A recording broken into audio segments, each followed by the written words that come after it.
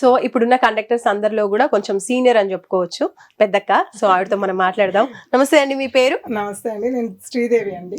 శ్రీదేవి గారు. సో ఎక్కడ ఉంటారు శ్రీదేవి గారు? చక్రీపురంలో ఉంటాము, దగ్గరనే, కుషాయిగూడ దగ్గర. ఓకే. ఎన్ని ఇయర్స్ నుంచి ఉన్నారు ఈ కండక్టర్ గా? Completed madam. 19 ఇయర్స్ నుంచి. ఓకే, మార్చికి ఇప్పుడు 19 పడింది.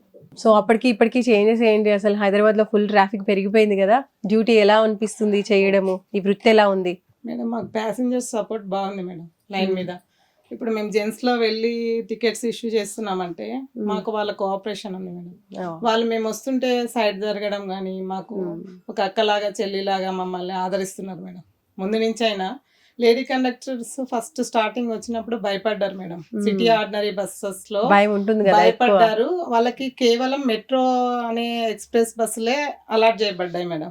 లేడీస్ భయంతో ఎక్కువ క్రౌడ్ లో వెళ్ళలేరు సిటీ ఆర్డినరీ అనేసి మెట్రో బస్సులే కేటాయించేవాళ్ళు. మేము వచ్చిన కొత్తలో లేడీస్ అంటే మెట్రో బస్ కొంచెం రష్ తక్కువ ఉంటుంది, కొంచెం డిగ్నిటీ పీపుల్ ఎక్కుతారు, ఇటు మాస్ పీపుల్ ఎక్కారు, అందులో ఎడ్యుకేటెడ్ వాళ్ళు ఎక్కుతారు అన్న ఫీలింగ్ తో ఫస్ట్ ప్రియారిటీ లేడీస్ కి డిపార్ట్మెంట్ మంచిగానే ఇచ్చారు మేడం. తర్వాత ఎక్కువ రిక్రూట్మెంట్ ఎక్కువ అయిపోయింది మేడం. లేడీస్ రిక్రూట్మెంట్ ఎక్కువ అయిపోద్ది, వాళ్ళకు కూడా ఇవ్వడానికి సఫిషియెంట్ మెట్రో బస్సెస్ లేవు డిపార్ట్మెంట్ లో.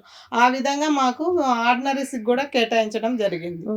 ఆర్డినరీస్ లో ఏంటంటే స్టూడెంట్ పాస్లు ఉంటాయి, ఎక్కువ క్రౌడ్ ఉంటది. మెట్రోలో స్టూడెంట్ పాస్ నాట్ అలౌడ్ ఉంటది, ఆ లిమిటెడ్ కెపాసిటీ ఉంటది కాబట్టి కొంచెం డ్యూటీ లైట్ ఉంటదని ఫీలింగ్ అన్నట్టు.